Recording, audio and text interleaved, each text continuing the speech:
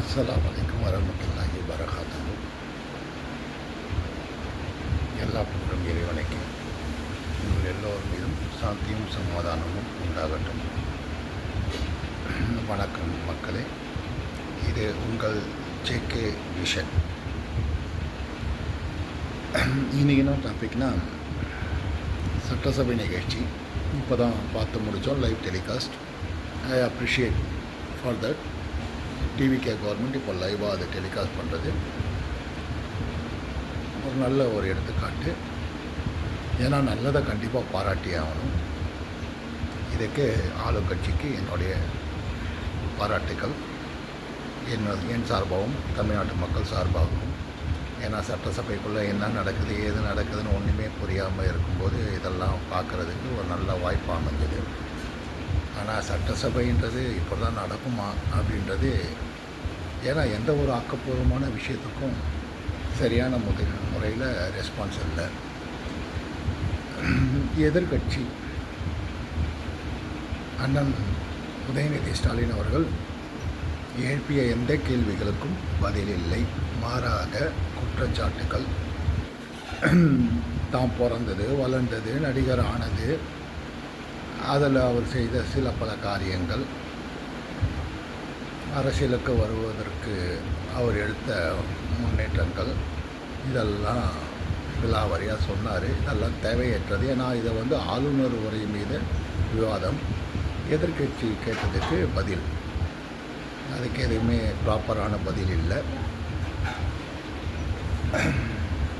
அதாவது இது எப்படி இருந்ததுன்னா, சர்க்கார் படம் பார்த்துருப்பீங்க, அது சர்க்கார் பார்ட் 2 மாதிரி இருந்தது. சர்க்கார் படம் பார்ட் 2 மாதிரி இருந்தது. ஒரு டைலாக் பேப்பர், ஒரு 10 பேப்பர் எடுத்து வந்தார்.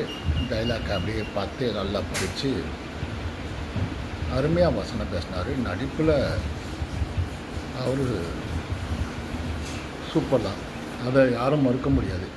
அதுவும் கடைசியில் ஒரு நடிப்பு நடித்தார் பாருங்க, அப்படின்ற நடிப்பு அமோகம். ஆனால் ஐயா, அதை நீங்கள் ஸ்க்ரீனில் பண்ணணும். சட்டசபையில் அது மாதிரி ஒரு கேவலமான செயல் பண்ணியிருக்கக்கூடாது ஒரு முதலமைச்சராக இருந்துட்டு.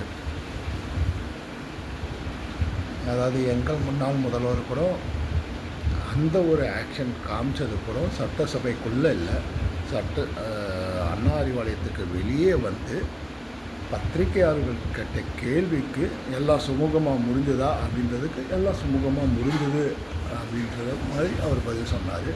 அது ஒரு யதார்த்தமான ஒரு பதில்.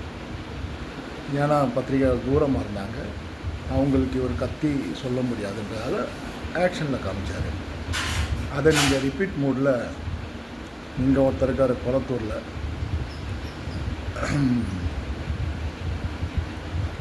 நம்ம தமிழ்நாட்டின் முதல் குடிமகன் அண்ணன் பாபு அவர்கள், அவரும் இது பண்ணி தான் காமெடி பண்ணியிருந்தார்.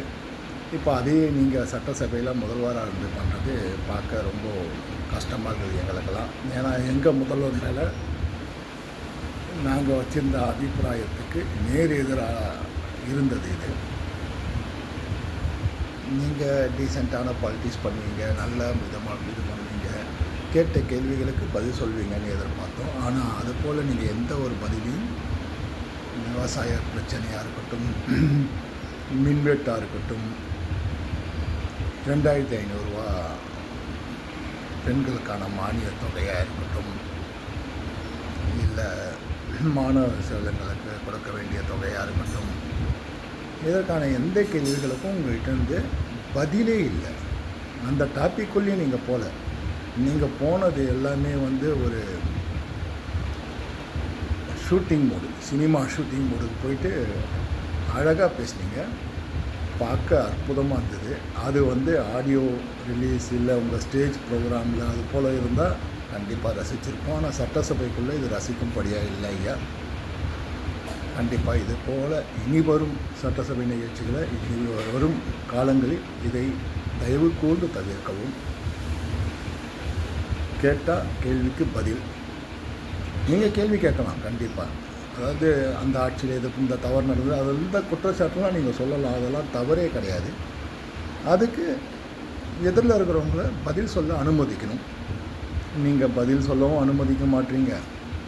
உங்கள் சைடில் ஏஐ ஊயின் கூச்சல் அதை அப்படியே மாற்றி உங்கள் பள்ளி கல்வித்துறை அமைச்சர் எதிர்கட்சி மேலே ஏஐ ஊயின்றாங்க அப்படின்ற மாதிரி ப்ரொஜெக்ட் பண்ணிட்டீங்க. ஏன்னா அது நடக்கும்போது கேமரா விஷன் ஃபுல்லாக நம்ம பேரவை தலைவர் மேலே தான் இருந்தது.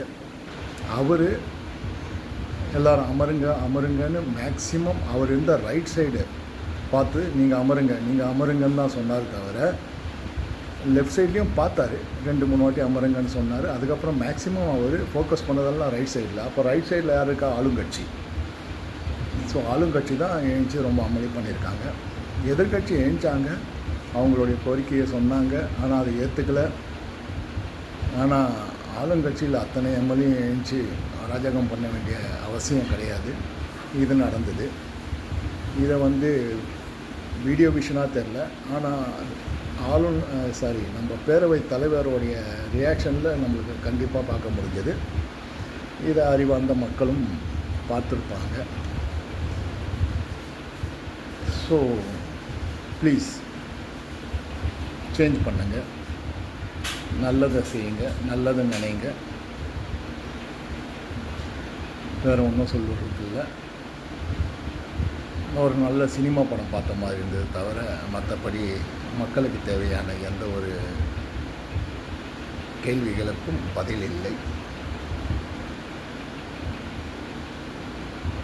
வெரி சேட் டு சே, இது சட்டசபை நிகழ்ச்சி அல்ல, இது ஒரு சர்க்கார் படம் பார்ட் 2 பார்த்த மாதிரி இருந்தது.